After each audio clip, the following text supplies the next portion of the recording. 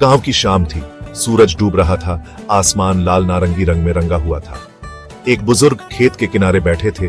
उनके पास उनका छोटा पोता आकर बैठ गया। पोते ने पूछा, दादा, ये सूरज की रोशनी बस हमारे गांव तक आती है ना? दादा मुस्कुराए, नहीं बेटा, ये तो पूरे ब्रह्मांड में जाती है। और यहीं से शुरू हुई एक कहानी जो आपको हमारे आसमान से लेकर उन जगहों तक ले जाएगी जहां आपकी नजर कभी नहीं पहुंची। हमारा सूरज कोई बल्ब नहीं, कोई आग का ढेर नहीं, ये एक बहुत बड़ा जलता हुआ गैस का गोला है। ये हर सेकंड इतनी ऊर्जा छोड़ता है कि अगर हम उसे पकड़ पाएं तो उससे लाखों करोड़ों बल्ब एक साथ जल सकते हैं। और ये रोशनी सिर्फ धरती के लिए नहीं है, ये चारों तरफ गोल गोल पूरे सौरमंडल में फैलती है। जैसे आप एक पत्थर पानी में फेंको तो लहरें हर दिशा में फैलती हैं। लेकिन सूरज की रोशनी पड़ोसी के घर की CFL जैसी नहीं है, जो 2 गली छोड़ते ही फीकी पड़ जाए। ये तो खाली अंतरिक्ष स्पेस में करीब 3 लाख किलोमीटर प्रति सेकंड की रफ्तार से दौड़ती है। और ये स्पीड रोके नहीं रुकती। ये कोशिश करती है कि हर ग्रह, हर चांद, हर कोने तक पहुंच सके। लेकिन फर्क यहाँ आता है दूरी का। धरती सूरज से लगभग 15 करोड़ किलोमीटर दूर है।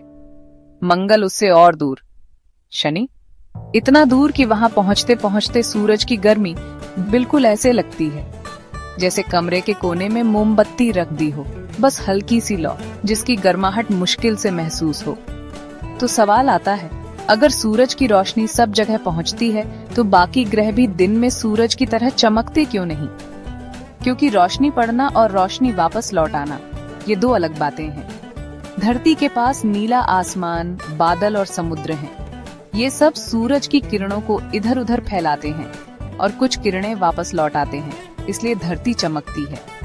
लेकिन बुध, मंगल, शनि जैसे ग्रह या तो उनके पास बहुत पतला वायुमंडल है या बिल्कुल नहीं, जिससे रोशनी ज्यादा वापस नहीं लौट पाती। ये ऐसे है जैसे आप रोशनी एक आईने पर डालें तो वो चमकेगा, लेकिन अगर काले कपड़े पर डालें तो वो ज्यादातर रोशनी सोख लेगा। अगर आप अंतरिक्ष में जाएंगे तो आपको हर ग्रह, यहाँ तक कि बर्फ से ढके चंद्रमा भी सूरज की रोशनी में चमकते नजर आएंगे। लेकिन धरती से हमारी आंखें इतनी दूर की हल्की चमक नहीं पकड़ पाती। हमें बस वही ग्रह या तारे साफ दिखते हैं जो या तो पास हों या बहुत ज्यादा रोशनी लौटाते हों। तो अगली बार जब आप शाम को सूरज को डूबते देखेंगे, याद रखिए ये वही सूरज है जो इस वक्त अरबों किलोमीटर दूर बैठे शनि और उसके छल्लों को भी रोशन कर रहा है, बिल्कुल वैसे ही जैसे आपको। क्योंकि रोशनी का अपना कोई देश नहीं, ये बस चलती रहती है जहां तक जा सके। अगर आपको ये कहानी पसंद आई तो फैक्टमिंट को सब्सक्राइब करें, क्योंकि यहीं मिलती हैं वो बातें जो आपको सोचने पर मजबूर कर दें। Stay curious, stay फैक्टमिंट।